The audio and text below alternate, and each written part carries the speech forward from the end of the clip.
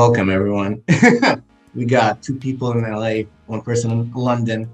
Woo! Deanna Zeineddine, thank you so much for coming on A to the show. Thank you for Welcome. having me. Amazing. Deanna, do you want to tell us a little bit about yourself and your background? Yeah, so I was raised in Abu Dhabi for 11 years, and then I moved to the States. I lived in Arizona for a year. I was born in Canada, and then I've been in Las Vegas pretty much most of my life for the past 13, 14 years now, and I just moved to LA. I graduated in broadcast journalism, and then I double minored in theater and dance. Shortly after, I realized journalism was not the route I wanted to take. It was sort of like a more logical alternative to acting, I would say, and performing arts, just because, I just felt like that field, it was more clear on the path I need to take versus acting, and performing arts is very competitive. It's very inconsistent, but I told myself, you know what, I'm just going to do what I'm passionate about and go with it, and whatever happens, happens. So shortly after I graduated, I tried out for the Vegas Golden Knights, and I was an NHL cheerleader for 2 years for them. Wow. And then recently, like the past 3 weeks, I moved to LA. I've been taking acting seriously for the past year, I would say. During quarantine is when I really figured out, you know what, this is what I want to do, and I went with it. And TikTok was actually a form of creativity for me, and it really helped me narrow down what I actually want to do. I started on there just as a form to share my creativity, and then I sort of was doing acting videos, more comedic videos. I added my dad in there, and then people loved that, and we sort of went with it. Wow, amazing. That's a lot you've had along on your journey, pretty much. I just wanna know a little bit more about your cheerleading experience when you were a cheerleader for the, what was it, the Las Vegas team? Yeah, so the Vegas Golden Knights, they're an Golden NHL Knights. team in Las Let's Vegas. go. They're a hockey team. Mm-hmm. Honestly, some of my best friends, best memories, it was I wouldn't count it as a job. It didn't even feel like a job, just because I was performing and doing what I love. It was a great experience, and something I'll hold on to for the rest of my life. Mm-hmm. Do you miss it? Do you ever think about going back to doing it? I do, you know what? I do miss performing. I don't know if I would go back to doing it, just because I'm sort of transitioning into social media and acting now, content creating, acting. I'm still planning on, I'm not done dancing, but I don't know if I would go back to a full-on professional team. Right. I think now from here on out, if I am gonna dance, it's just gonna be maybe content creating dancing videos or classes or things like that. The thing about like being on a professional team, you can only do it for so long, like after a certain age. I mean, actually they had like a 40-year-old on our team. Like, wow. You'll be surprised. Yeah. Like, she looked great. So it just depends, but I feel like after like 3-4 years, you can't really keep doing it. After a certain point, it's like, okay, I need to let go of this, and I need to move on and find more of a long-term career. Is it true that they say it's not allowed for cheerleaders to date the players? Oh. Is that an actual thing? Well, it depends on the team, honestly. But all right. I would just say in general, yeah, that's like a big thing. Like, they purposely try to get you like not even the same vicinity as the players. So if like the players are on the stage, the cheerleaders are, out and about, and vice versa. If the cheerleaders are on the stage, the players aren't anywhere to be seen. Obviously, if they like were passing by each other, like saying, hi, how are you? That's just like a civil thing to do, a professional thing to do. Yeah, but I mean, personally, on my team, we haven't had any issues with that, but it's definitely a big thing in the professional sports league. Oh, wow. But why? I guess, what's the restriction? As in, like, is there going to be like a distraction while they're playing? It's like, oh shit, oh no. I mean, honestly, most of them are married. Like, I feel like most of the players, they're already in a relationship. Like, you'd be surprised to find someone who's not. But yeah, it's just like it's a contract thing. Like, they make sure, like, even when you're signing your contract for the year, like, hey, like, this is not allowed. And I feel like it's a professional thing too, like it just doesn't look good. Right. for you to be on the same team. Like afterwards, if you're both, or if he's still on and you're not cheering anymore, I get that. But Yeah. like if we're both on the team, it's like, hey, I know you, you know me, but like we're acting like we don't know each other. You know what I mean? Right. Too Okay. too much drama is like what I think. It's like we've just become like a reality TV show. It's a That's sports what I game. think. They're professional players, dude. I You gotta honestly play the think, game. yeah, I think it's the distraction and then the Yeah. drama, because like arguments are bound to happen. Like you're both on the same arena together. So I get why they have those rules. There's enough drama, dude, in sports teams, dude. Honestly. Yeah, especially with the media and everything. And I just wanna so it's interesting how your TikTok videos revolve around your life and your family life. And it is a little dramatic, right? You have like bits where, with your family and stuff and with your dad and and it's all cultural. Is it like real or is it a little just exaggerated? What's the deal? My dad is honestly the real star of my TikToks. Here's the thing, when it comes to TikToks, I do get a lot of comments. I mean, you get different types of comments all the time, but like a lot of people like genuinely get upset and mad, like thinking like this isn't real life, this is staged. But in reality, it's like all these things, all these videos that we're creating are things that actually happen in real life. We either recreate them, like I always think of like, okay, how can I form this into content creating? So if something were to happen, like for example, my mom and dad, if they're like, going at it with each other, I'm like, hold on, like say that again. And I start recording, sometimes I record without sometimes it happens without them knowing, because I do want that genuine reaction. But other times it's like, these are things that actually happen in real life. So why not recreate them and share them with people who can relate to it? Oh, wow. That's Like, like, it's great that your parents are supportive of it, like they're getting involved and stuff. Like, is that like where you draw your personality from your Oh my gosh, parents? my dad, honestly, my dad loves it. A lot of times he gives me ideas. He's like, hey, let's do this, let's do that, So I love that he's so supportive. And like, not just with TikTok, like my parents have always, I'm really thankful that my parents are so supportive, because I don't know if it's a cultural thing or that's just how it is with parents in general. But a lot of times you see that parents like don't really support, like they don't take it seriously, like the performing arts field, the social media, acting, things like that. They sort of are like, how's that going to happen? You know what I mean? But, and they sort of want you to focus on like being a doctor, being a lawyer, the more logical career path. But luckily my parents, I mean, my entire family is in the creative field. My parents are both hairstylists. My mom also does makeup. My sister's into fashion and YouTube. My other sister's into TV hosting and social media, so they've always fully supported our goals and they've never tried getting in the way of that. And that's a big part of it. I feel like if your family is like opposed, it sort of makes it a lot harder and it discourages you. So I'm really thankful that my parents, pushed me and support me. Yeah, that's awesome. Honestly, at least are you like that? Like growing up and stuff. Did you do like a lot of acting when you were like a kid?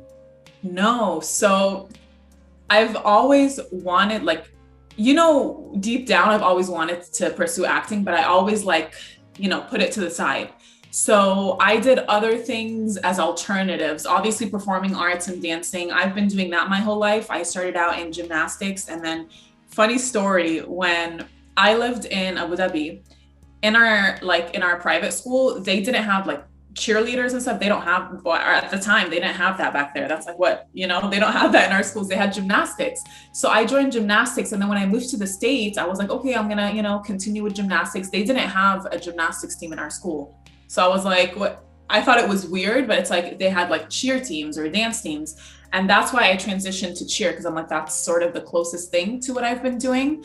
And then after that, I slowly transitioned to dance and I've stuck with it ever since. But acting, I didn't take it seriously till quarantine. Wow. I actually went back to school. I graduated in journalism. I took obviously a year or two off for Dancing with the Knights. And then I kind of felt stuck at that time. I'm like, okay, like what's the next step? Obviously, I'm always thinking of the next step ahead. And I'm like, I can't keep dancing for the rest of my life. So what else like excites me? What else am I passionate about? And I kept convincing myself it's journalism. even though I knew like that's not my true passion. Like I worked in the journalism field, I interned, you know, I did a few hosting gigs, and it just didn't, I felt myself, I enjoy doing like hosting gigs, but I just don't see myself as like a full-time reporter. You know what I mean? Yeah. So that, and then quarantine happened. I went back to school because I was like, you know what, let me try this journalism thing again. Let me just take like a refresher class, see if I actually enjoy it. And I hated it. So after that, I was like, you know, I sort of like had a sort of intervention with myself, and I'm like, I need to pursue acting. So I didn't start taking acting classes till I did minor in theater, but that was more lecture classes. It wasn't full on training. So I didn't actually start training and taking classes till 2020. And then after that, I started taking it seriously. So it's only been, I'd say, a year so far that I've been taking it seriously, but it's been going really well. I've done short films, commercials, things like that. And what got you out of the journalism field? Like you basically said, this was not for me, and I don't want to continue in this. Yeah, it was honestly when I went back, because when I went back to take that journalism class, I wasn't interested. Like me following people around and interviewing them. Now, being a reporter is a lot of work. You have to work in like really harsh conditions, especially starting out. You have to move to like a small town, make like $5 an hour and work your way up. It's not easy. You know, it's not as easy as people think. So me knowing all this, it's like, okay, if the route to acting, if that's what it took to make it in acting, I would be happy to do that because I actually enjoy it. Acting is something I would enjoy doing even if I'm not getting compensated for it. But journalism, I was like, I'm not gonna do all that. I'm not gonna report in snow and harsh conditions and sit there for you know? So that's how I knew like this is not for me, because I'm not willing to go through the humility to make it in journalism. Yeah, I feel like you said something important there where it's like you don't care how much you get compensated for that experience in the beginning. And that's like, especially when we're first getting into the field and we want to like succeed in the field that we like, we have to accept the fact that we might work for free or for low compensation in the beginning, obviously to gain the experience, but at least pick something that you'll enjoy so that it's less burdensome and you'll actually put more of a work ethic in it. Like you'll put a better effort and more work into it. Exactly. Yeah. And obviously there's a lot of challenges with acting too. It's definitely not as easy as people think. It takes a lot of consistency, a lot of rejection, a lot of competition, and you have to be ready for that. And, you know, each person has their personal challenges too. Like there's certain boundaries I have with acting that's made it hard to find an agent because they just didn't understand that I have certain boundaries. Like they just were like, what do you mean? Like you're not going to do a scene like that. Like, I'm like, what do you mean? What do I mean? Like I have certain boundaries and they just don't understand it. So for me, I feel like it's even harder because I have certain boundaries, but you got to do what you got to do. Yeah. So you're saying like they put in, like you have certain boundaries. What would they ask you? What would they ask of you? So when I was searching for agents, luckily I haven't signed with an agent yet because of that reason. I want to make sure they understand the limits I have. But for example, I had a nonverbal contract with an agent, which means like I can get out of it whenever I need to. And, you know, people have a certain look. So for me, for example, certain agents see me doing certain scenes, which is normal. Like every person has a look, like they can see you doing comedy, action, and so on.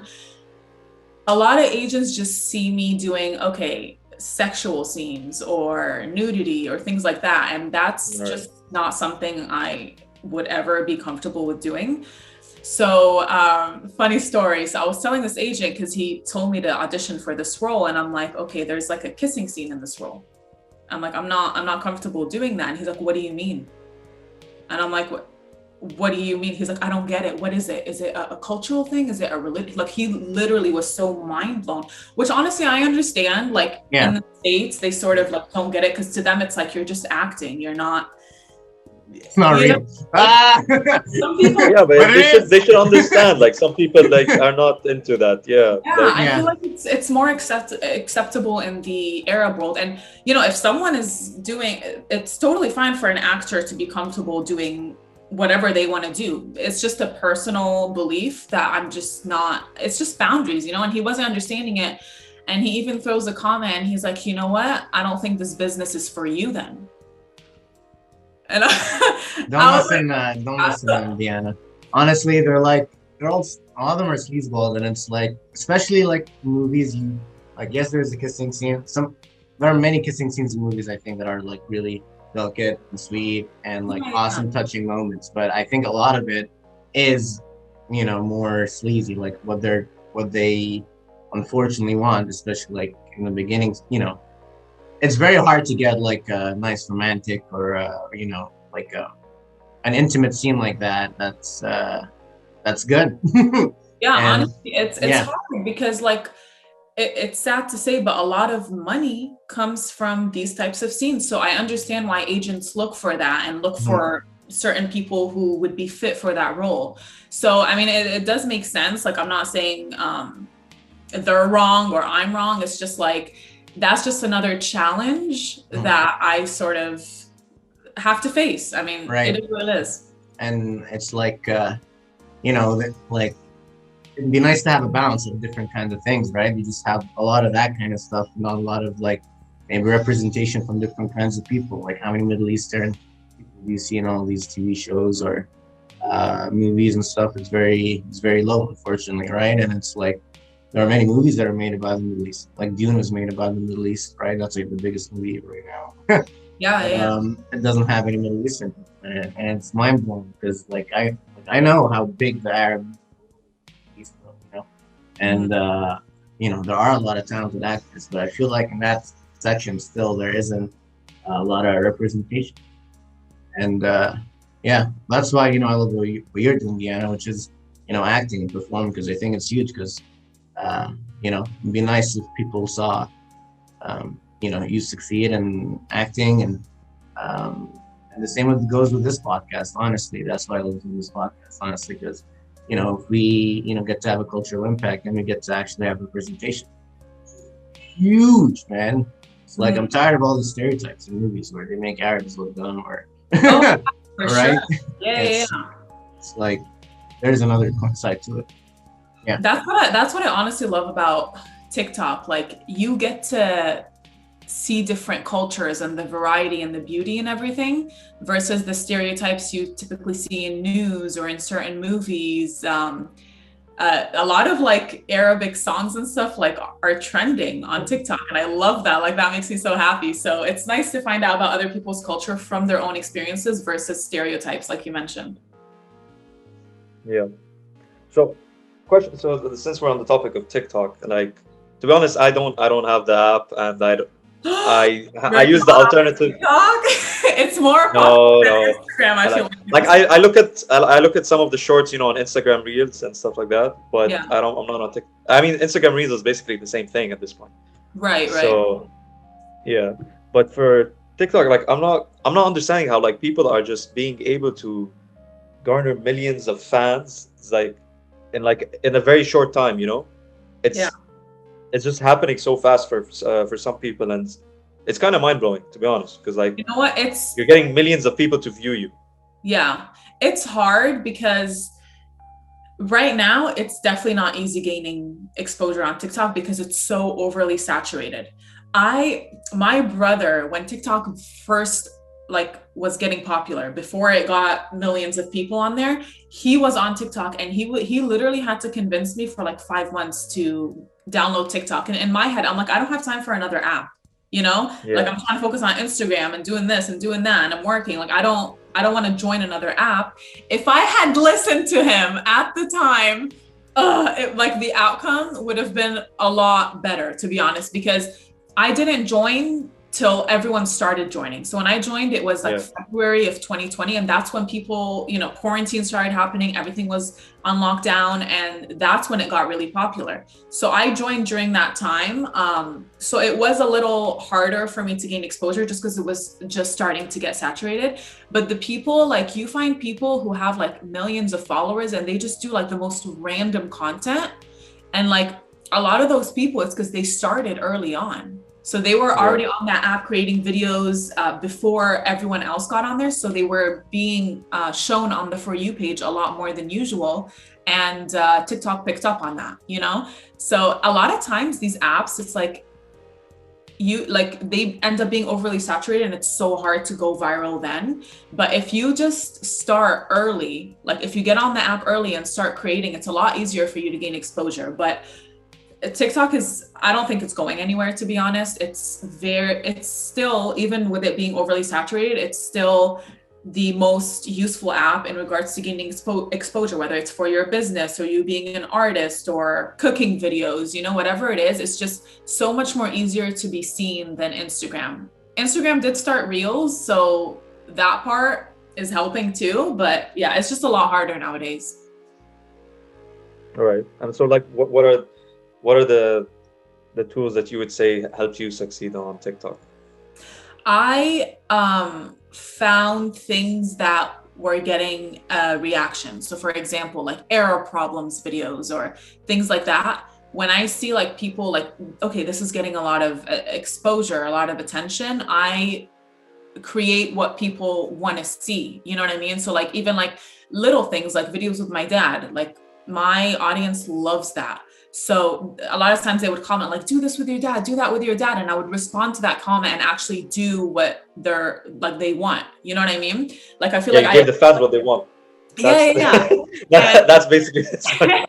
It's also important to engage with your followers. There's certain people who just don't respond, don't comment back or anything. I try, like, at least for the first 24 hours, I try to like engage, like people's comments, respond. It's just, not only is it like a nice thing to do, but it actually boosts your views even more because it boosts the algorithm more by liking and commenting back and things like that. So there's certain things you can do. And I found just doing things that are relatable to people. If someone can relate to something, I feel like the reason people follow a person is if they're inspired by them or they can relate to content or the content makes them laugh.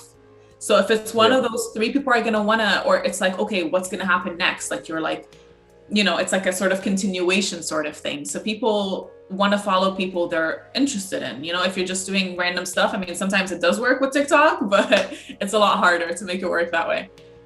Add the structure to all this explanation and you got a masterclass for TikTok right there. There you go. TikTok 101. TikTok 101. I have a question from like my uncle. My uncle has like some daughters and they're like 9 and 14 and they want to use their TikTok, but their dad's you can only use it for like 30 minutes on the weekend or something like that. Yeah. So what's your take on like should kids have access to TikTok and how much do you think people should consume it? Honestly, it depends on the parent and the age. I feel like after a certain age, the parents should be able to trust their kids to do what they want or spend as much time as they want on an app. But I do understand at the age of 9, it's just, I mean, obviously TikTok bans things that are highly inappropriate, but there's still a lot of things you don't know what's going to pop up on the For You page. So, sometimes some crazy stuff pop up. And as a 9-year-old kid, it's just like, you just have to be careful what you consume. So I understand why, that dad is like, okay, 30 minutes a day and he limits it. I wonder if there's like a children filter you could do on TikTok. I'm not sure about that part, but if personally, like if I had a kid and they really would just want to get on the app, I would see if there's any filters you can do just to try and avoid any inappropriateness. Oh, wow, thanks. I'll let my uncle. Sounds good. I'll click on this. Like Netflix children, it's like gotta filter that shit out for them. Yeah. Do you want to tell us a bit more about like what you found out about, the TikTok algorithm. You mentioned the algorithm, but I don't even know what that is, to be Yeah, okay. honest. TikTok has, honestly, like with TikTok, you forget who you're following because so there's a following tab and then there's a for you tab. Following tab are obviously videos of people you follow, but for you tab is just anyone in the world, like any videos that are going viral. A lot of times videos pop up that aren't even going viral. There's still at like 5 likes, like they just posted them. But what TikTok does is I'm acting like I work there, but it's just my experience. What TikTok does is it so you post a video, it puts that video to a certain group of people on the For You page. If that certain group of people is reacting, liking, commenting, they push it out to a wider group of people. And it pretty much like, and then if that certain group of people is just like not liking or anything, it just like doesn't get as much views, if that makes sense. So the more people that are reacting, the more viral it's going, the more it's staying on the For You page, the more exposure you're getting ultimately. Yeah, that's a badass breakdown, man. Like I got a full analysis on how like TikTok works. Yeah, I haven't got this information before. It's honestly hard to like not worry about like, it's like sometimes I work so hard on a video and I post it and it's just like it doesn't even perform that well. And when I'm posting, I'm like, oh my God, this is gonna go so viral, like this is gonna be so good. And then it's like, no, it doesn't even get a reaction. Other times it's like I post something like on my Instagram story, for example, and I'm like, let me just put it on TikTok, it's whatever. And it blows up. Like it really, like you really don't know. The important thing I would suggest to content creators is it's hard when you work hard on a video and it's not getting a reaction and you keep posting and like there's no exposure on it, but it's all about consistency. Like I feel like with TikTok, you're eventually going to go viral no matter what.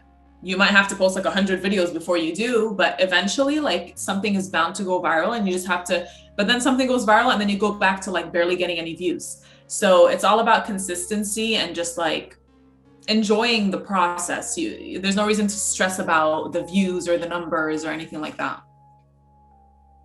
Right.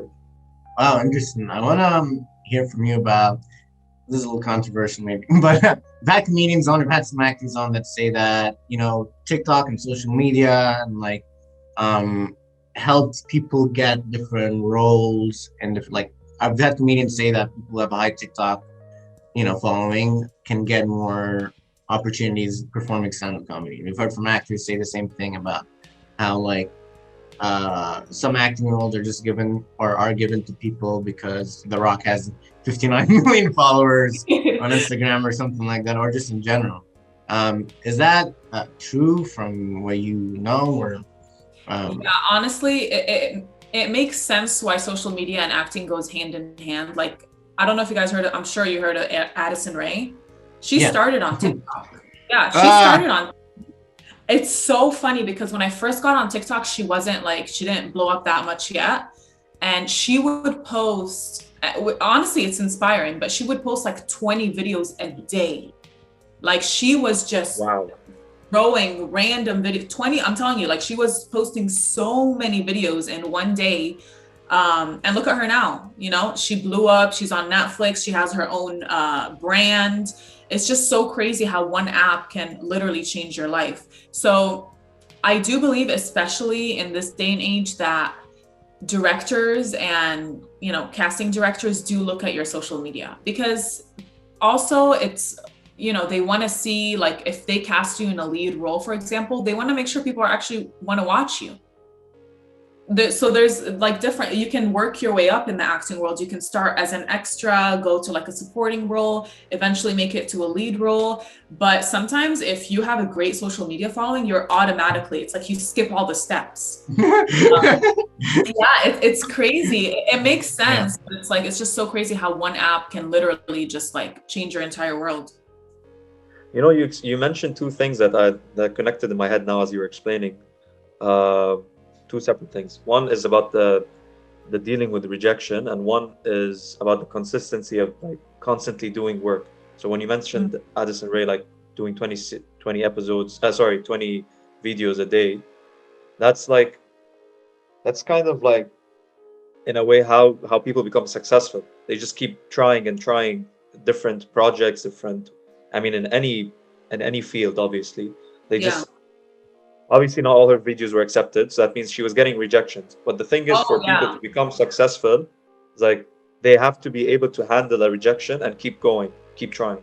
100%. You can't let comments, for example, like if I get a video that's getting so much, like so many hate comments, I just stop reading it. You know, it's never gotten to a point where I'm like, oh my God, I just want to stop making videos because I'm getting these types of comments. And I'm sure Addison at the time, she was getting, I would say she was getting more hate than positive comments. Like a lot of people are like, who are you? Like, who do you think you are? Like, why are you on, you know, why are you on here?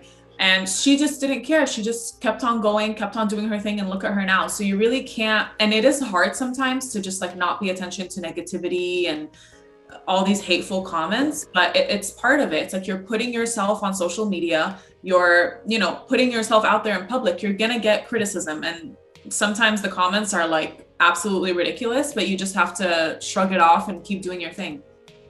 I mean, it comes with a celebrity status in general. That's Yeah, kind of, it's part of the package. yeah, you can't please everyone, so.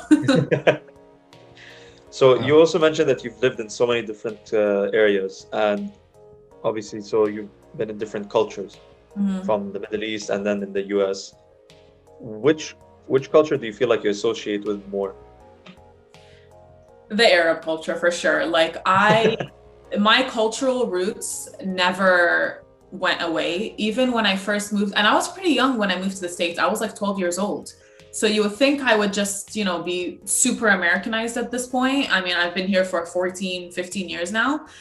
But honestly, I have such a strong tie with my cultural roots. And a lot of that is thankfully because of my parents. Like even in the house, for example, a lot of people, when they move to the States, they just can't even speak their native language anymore. But with my parents, like they always made sure we spoke Arabic in the house. Like even if me and my sister are like having a conversation in English, they're like, speak Arabic. Like they stop the conversation, they're like, speak Arabic. That's the only reason I still am fluent in Arabic, which I'm so thankful for, because like even in my career field, like now I can do like Arabic acting roles. It doesn't just have to be English, you know, like that is like a uniqueness, I would say. With all the challenges I have, it's like that's something that makes me a little like, if they're looking for an Arabic speaker, that's not as common, you know. But yeah, I always had a strong tie to my cultural roots. And when I got to college, I felt like my university, for example, I was in Las Vegas, was lacking the diversity. So I started an Arab sorority. And I've met so many, you know, like if you tell me in Vegas, like name someone Arab, I'll probably know him, you know what I mean? Or her. So I've like met such a large circle of Arabs, and it was just so amazing to be able to celebrate my culture and just like show it off in my university. And that was like, and that wasn't the only sorority. So like I started the one at UNLV, but there were other Arab sororities in California and Michigan and all over the States. And, you know, we did so much for like, we were very philanthropy focused, which was the most important part. So like we've helped build schools for displaced refugees in Lebanon and things like that. So it was a really great outcome. Not only did we diminish the stereotypes that people tend to have on Arab women specifically, but we also were able to help out and help these kids find an education. That's very interesting. Well, I just want to know, yeah, why was it so important for you to go and help out Lebanon? I mean, you know, I'm Lebanese. All right. Originally from Lebanon, but there's crazy things happening all around the Arab world. You know, it's not just Lebanon. It's just like we can only pick, like we can't help all the countries at once. You know what I mean? Like with our philanthropy, it's an annual banquet. And the national board decided, you know what, for the next 3-4 years, we're going to help the Kayani Foundation, and we're going to help this specific group of people.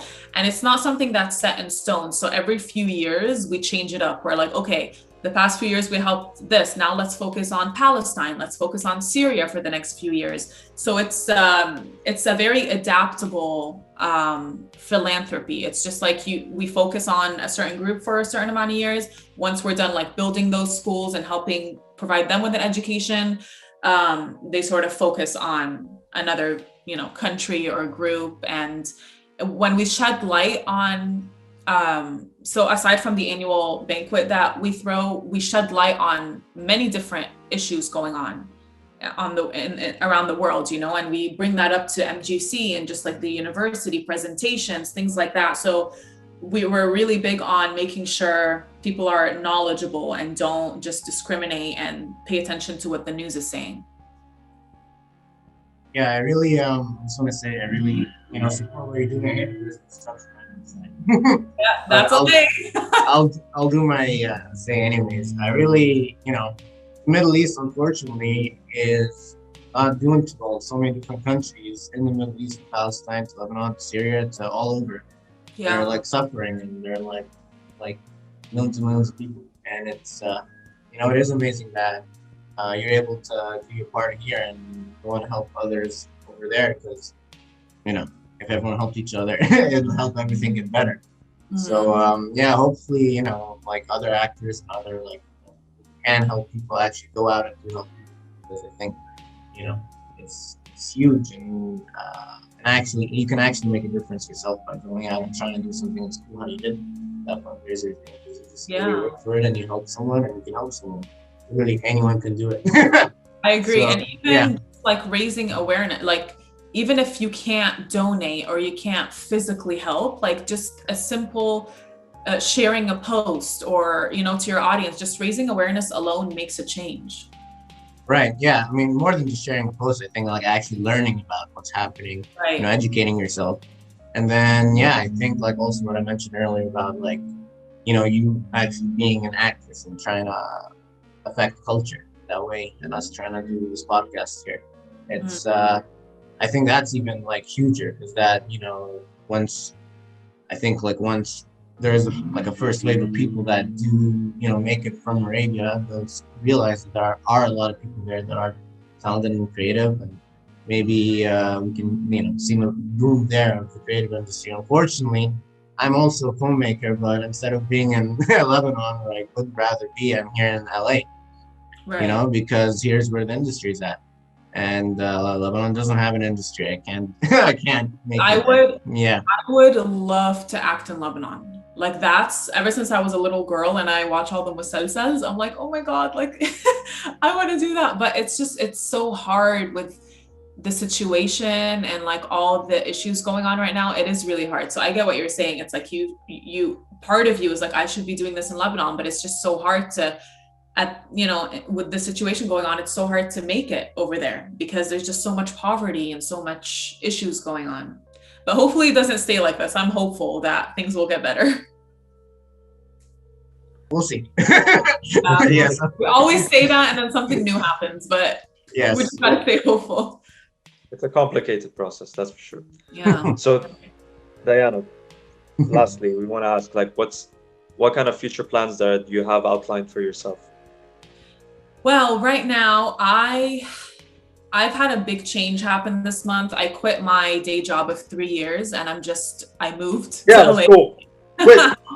And I'm just fully focused on content creating and acting. And not just that, like another reason I wanted to move, one was for work opportunities, but another one is just to grow as a person. I lived with a family of 6 and I was always babied all the time. And it's just like I've always wanted to be on my own and be independent before moving on to the marriage phase, So I'm really happy that I was able to bring this goal and make it a reality because as part of it is work opportunities, but I also want to grow as a person and just day-to-day things. I want to learn how to do things on my own before moving on to another phase in my life. So I would say wellness, growth, and then content creating and acting. Let's go. 2022 around. Yes. New year, new me. New year, new me. Well, thank you so much, Deanna, for coming on. Really appreciate your time here. It's been awesome. Thank you for having me. Yes. Thank you for watching A2 the show or listening in. Really appreciate your time. The #1 most international variety podcast. Appreciate your time here, Deanna. And we'll see you later. Adios, amigos. See ya. We end the show with a salute to the camera, by the way. Salute. So, Adios. Bye.